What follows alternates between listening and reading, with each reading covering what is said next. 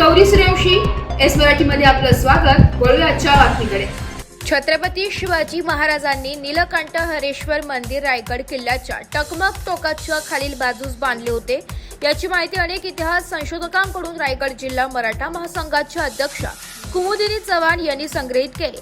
या मंदिराचा शोध घेत त्या रायगडवाडीच्या हरेश्वर मंदिरापर्यंत पोहोचल्या।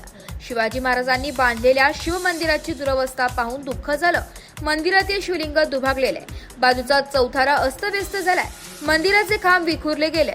शिवमंदिराच्या दुरवस्थेला उदासीन शासन व पुरातत्व विभाग जबाबदार आहे। छत्रपती शिवरायांनी बांधलेल्या मंदिराचे वैभव पुन्हा उभे राहावे, या मंदिराचा इतिहास जनतेसमोर यावा, याकरिता सरकारने लवकरात लवकर हे मंदिर उभे राहावे असे निवेदन पुरातत्व विभागाला चव्हाण यांच्याकडून देण्यात आले।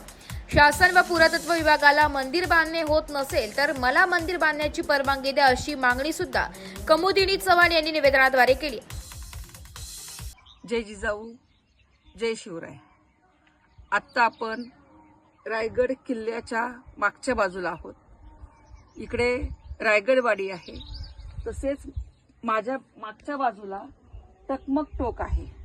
टकमक टोक हे रायगडाच्या मागच्या बाजूला आहे आणि त्याच टकमक टोकाच्या बरोबर खालच्या बाजूला आणि रायगडवाडीच्या मध्यभागी आपण हरेश्वर मंदिराच्या जवळ आहोत।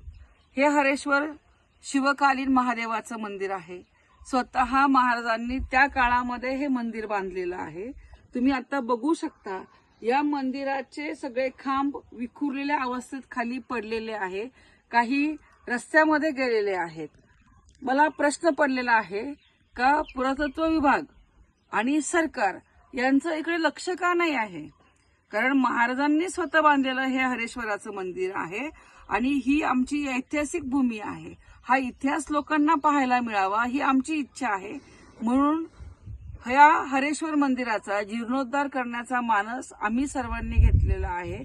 तुम्ही सर्वांनी आशीर्वाद द्यावेत, शुभेच्छा द्यावेत ही मी विनंती करते। एस मराठी न्यूज साठी प्रतिनिधी निलेश लोखंडे, महाड। अशाच नवीन ताज्या घडामोडी जाणून घेण्यासाठी आमच्या एस मराठी न्यूज चॅनलला लाईक करा, शेअर करा, सबस्क्राईब करा आणि बेल आयकॉनला क्लिक करायला विसरू नका।